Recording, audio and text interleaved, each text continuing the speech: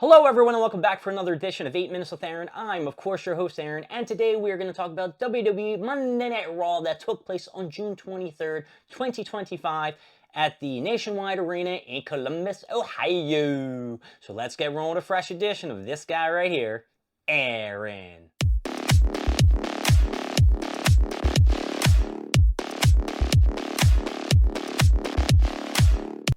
Monday Night Raw started off with Seth Rollins and company of Braun Breaker, Bronson Reed, and of course Paul Heyman holding the Money in the Bank briefcase, and he said, all you fans are absolute idiots. You don't know what you want. You sing my song, you cheer me, you boo me, you want the OTC, you want John Cena, you want CM Punk.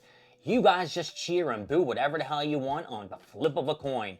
Seth Rollins says it doesn't matter who wins the King of the Ring tournament because he is the top prize who everyone is going to have to watch out for because he holds the Money in the Bank briefcase. He doesn't care if John Cena or CM Punk wins. He doesn't care if Bill Goldberg pulls off the victory over Gunther. They are all going to lose to Seth freaking Rollins. He said, look what happened to LA Knight. He stuck his nose in our business and his ass is out indefinitely. He got some tsunamis, and next, Penta, you want to mess with us? Well, Braun Breaker's gonna murder you right here tonight. Out came Penta and he came to the ring and did his zero, mito, blah, blah, blah. All right, so this was pretty good match that we had here. Braun Breaker knocked Penta off the top rope. Braun Breaker jumped from the ring and clotheslined him over the commentator's desk. He's been doing this in every single match. Back in the ring, Penta reversed a spear and attempted to get the Penta driver on Braun Breaker. Braun Breaker was able to get a double knee to the chest when Penta went off the top rope. Penta got away and hit him with a side kick. He went to the top again. Braun did his little running Frankensteiner, missed, botched, looked like a drop kick. They tried to cover it up, looked like shit. He finally ran back up there for that Hurricane Rana, and it got a 2 count. Penta got back up, reversed whatever Braun Breaker was doing, got the Mexican Destroyer for a 2 count.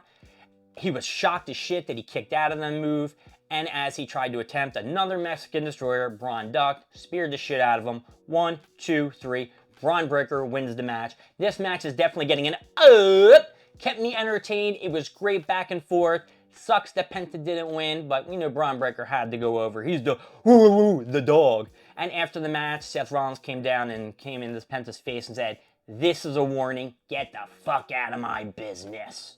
All right, then there was a little Goldberg thing. He had an interview with Michael Cole. Really didn't give a shit. Basically was saying, I'm going to beat the shit out of Gunther. Next match was Jade versus Roxanne Perez. In this match, Jade Cargill took the early lead and she did some push-ups to show how strong she was.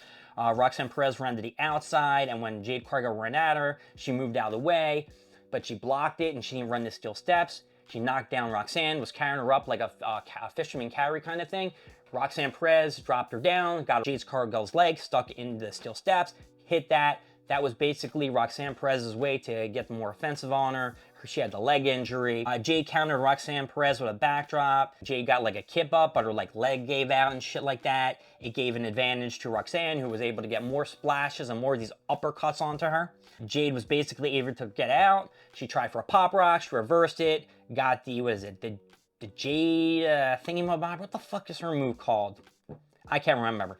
The Jade move where she picks her up and slams her to the ground. 1, 2, 3. Jade Cargill picked up the victory. This match is getting an up.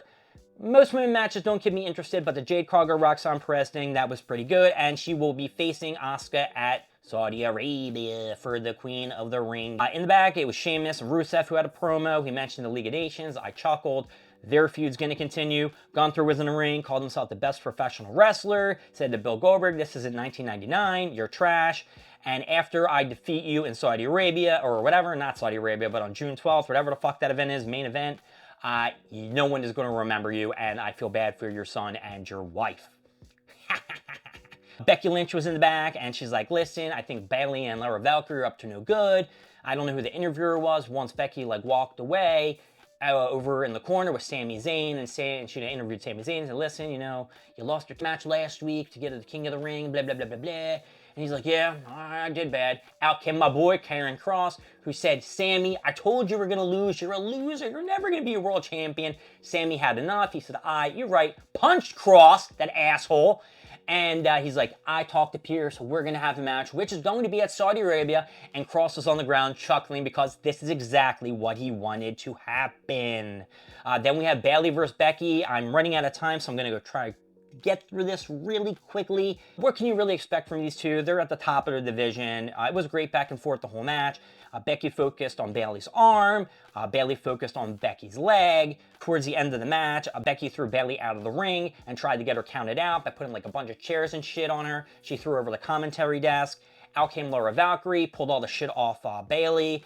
And as she was like talking to Becky like through the ropes, Bayley's like, yo, Laura, get the fuck out of here. Becky Lynch took an opportunity, baseball slide. Becky hit Laura Valkyrie. Bayley pulled out. Becky started beating her ass, got the advantage, threw her back in the ring, was going to hit a splash. But Laura Valkyrie ran the ring, beat the shit out of Becky, causing the disqualification. Bayley loses the match. Loses the title match. And Corey Graves, of course, botched it and said that Laura Valkyrie calls Becky the match. Wrong, asshole. Calls Bayley the match. Raquel Rodriguez came out and she did a little spiel because now she's the standalone tag team women's champion. I think they're going to hold off until Liv is better in a couple months. I don't know why they would do that because they weren't defending or doing shit with the women's titles. To make a long story short, she called out Rhea Ripley. Rhea Ripley came out. Basically, Rhea beat the shit out of Raquel. Raquel was saved by Perez. Perez was going to get her ass beat by Rhea. Raquel got the advantage on Rhea and slammed her through the table. They're probably going to set it up with Roxanne and Raquel being a duo with the tag titles with Judgment Day. Liv's going to come back and be pissed as shit. All right, and finally we get to the last match of the card, and hey, I might actually fit this in 8 minutes or less. It was Jay versus Cody for the, I guess, the semifinal King of the Ring, and the winner is going to be facing in the finals Randy Orton. Already knew Cody was going to win. It was going to be Jey Uso. They're not going to go Jay and Gunther in the third match. Not this quickly. The final match, we had Cody Rhodes versus Jey Uso for the King of the Ring tournament. They had a handshake in the beginning of the match. Back and forth in the beginning with arm drag takedowns. Cody got the early advantage. He set up for a crossroads, but he took too much time. Jay was able to get out and tried to hit him with the sidekick. Cody dodged. Commercial break. Cody had the figure 4 locked in when we came back from the break. Jay made it to the ropes. Jay got up and reversed Cody when he tried to jump off the rope into a Samoan drop. He went for an Uso splash, but Cody got his knees up and hit in a Kimura lock. Jay got to the ropes. Jay reverses and locked in a sleeper on Cody. Cody powers out, breaks the hold by getting to the ropes and tossing Jay to the outside of the ring. Cody attempted a suicide dive, but Jay countered with an uppercut. Jay goes for another splash, but Cody cuts him off at the rope, top rope. Back and forth on the top. Cody goes down. Cody jumps up and hits a superplex. Another break. When we get back from the break, Jay gets the better of Cody, gets him in the crossroads, but Cody counters into a Cody cutter, 2 count. Cody goes for a disaster kick. Jay counters into a spear, 2 count. Jay goes for another spear, but Cody kicks him. Cody hits a super Cody cutter off the second rope, another 2 count. Cody gets Jay in the crossroads, but Jay reverses and hits his own crossroads, 2 count. Jay is shocked. Jay hits Cody with a kick in the face, screams at him to get up, hits him with another kick to the head. Jay hits him with a spear. He took too much time getting to the top rope. Cody jumped to the top, hits a stunner, crossroads, 1, 2, 3. Cody is going to face Randy Orton for the King of the Ring finals at Saudi Arabia. This match is definitely getting an up. And I gotta admit, Monday Night Raw is getting an up too. My name is Aaron. Thank you for joining me at 8 Minutes with Aaron. I will see you next time. We'll go more stuff, more things, and of course, more of me. I'll see y'all later. Bye-bye.